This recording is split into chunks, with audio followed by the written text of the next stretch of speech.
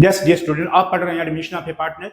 This is the 5th video sequence में। पहले के 4 वीडियो आप इंस्टाग्राम पे देख पाएंगे, वो रील के तरीके से हैं, शॉर्ट आंसर में। ये 5th वीडियो लॉन्ग आंसर का है। अब आपका सफर शुरू हो गया। How do we calculate the sacrificing ratio. प्यारे बच्चों, आपको मैंने मीनिंग में ही कॉन्सेप्ट बता दिया। सैक्रिफाइसिंग क्या हो गया कि नए पार्टनर के आने से पुराने पार्टनर का रेशियो कम हो जाएगा। अब जितना उनका रेशियो कम हो जाएगा वो उनका सैक्रिफाइसिंग रेशियो बन जाएगा। इसका क्वेश्चन कुछ ऐसे होगा, मानो ये लिखा है A and B were partners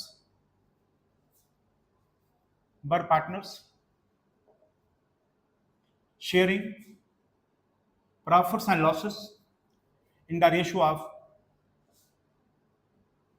3:2. They admitted C as a new partner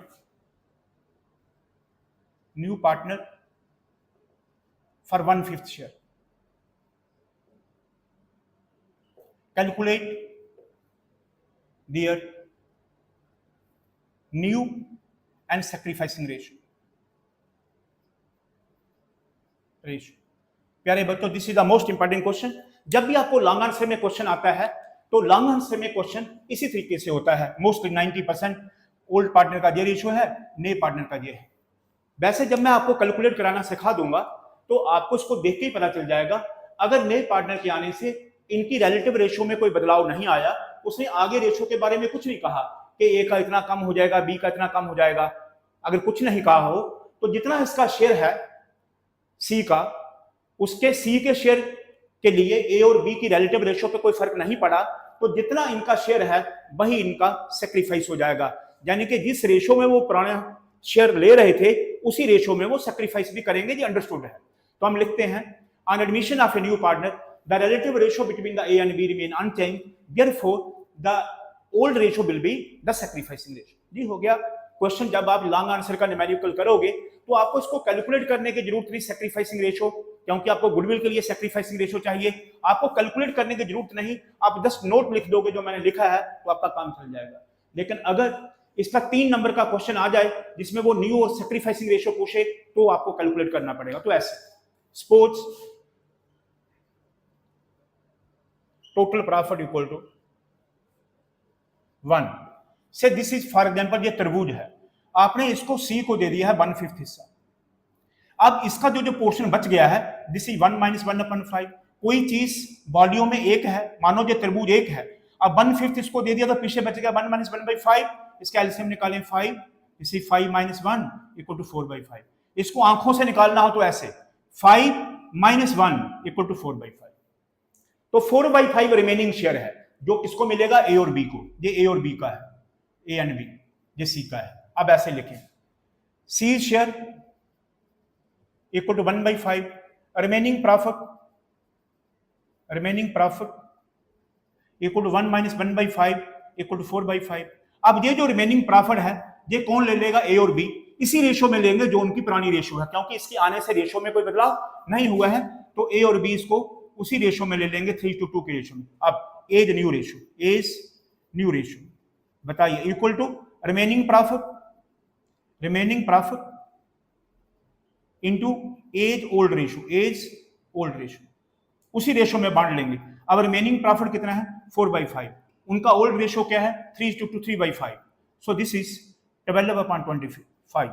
20 new ratio, 4/5 into उसका ओल्ड रेशियो क्या है, 2/5। This is 8/25।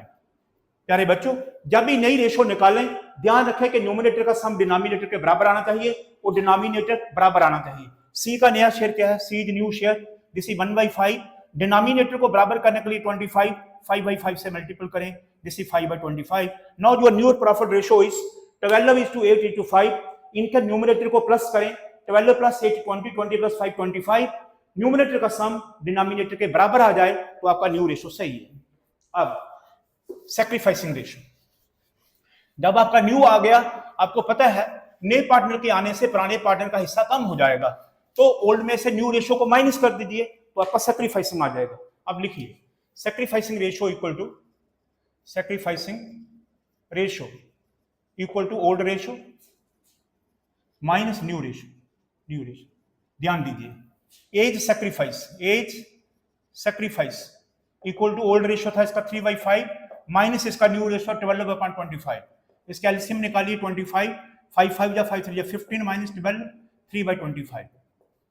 बीज सेक्रीफाइस इक्वल टू उसका old ratio 2/5 minus new ratio 8/25, 8/25 LCM 25 आ जाएगा, 5 5 2 या 10 माइनस 8 इक्वल टू 2/25। प्यारे बच्चों sacrificing ratio देखिए आपका दिया आ गया है।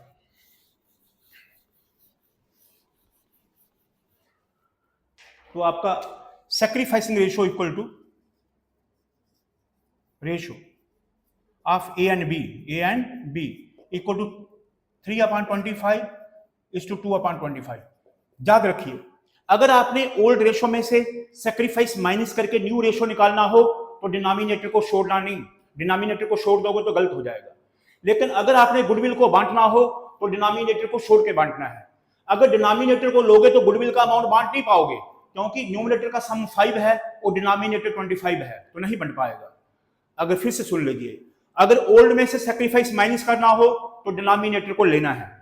अगर सेक्रीफाइसिंग रेशियो गुडविल को बांटने के लिए इस्तेमाल करनी हो तो न्यूमरेटर को लेना है, डिनोमिनेटर को नहीं लेना है, अदरवाइज गुडविल बांट नहीं पाओगे।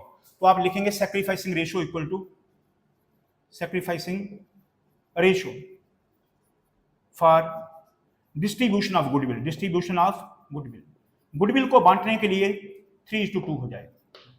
प्यारे बच्चों ध्यान से देखें, मैंने क्वेश्चन के शुरू में कहा था अगर नए पार्टनर के आने से उनकी रिलेटिव रेशियो नहीं बदले वही सेक्रीफाइसिंग होता है। देखो वही आ गया, ये आपको पहले ही बता दिया। अगर जब भी क्वेश्चन ऐसा लिखा होगा A and B were partner sharing in the ratio 3:2, C admitted for 1/5 share, आगे कुछ नहीं कहा। इसका मतलब सी का शेयर 1/5 है, बचा हुआ शेयर पुराने पार्टनर पुरानी रेशियो में बांटेंगे। जब ऐसा सिचुएशन हो तो ओल्ड रेशियो ही सेक्रीफाइस होता है, ये आपको प्रूफ करके बता दिया। अब जब आप लॉन्ग आंसर का क्वेश्चन करें और ऐसा आपको आ जाए, आपको सेक्रीफाइसिंग रेशियो वर्किंग नोट में दिखाना हो तो आपने ये नोट लिखना है, on C's admission the relative ratio between A and B remain unchanged,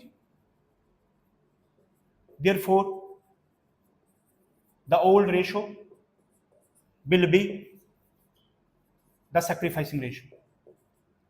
In this question the sacrificing ratio equal to 3:2। जितना ओल्ड रेशियो था उतना ही है गुडविल को बांटने के लिए। This is a important question, जो किसी ना किसी तरीके से आपको क्वेश्चन पेपर में मिल जाएगा। लॉन्ग आंसर के तरीके से जो ऊपर आपको मिल जाएगा ऐसे, जब आपको गुडविल को बांटना होगा, और शॉर्ट आंसर के तरीके से पूछे 3 नंबर का तो आपने पूरा सॉल्व करना है। आशा करता हूं समझ आया होगा। आगे का वीडियो देखिए, एक आधे वीडियो में मैं और आपको रेशियो सिखाऊंगा अलग अलग से, फिर आगे बढ़ जाऊंगा। Thank you.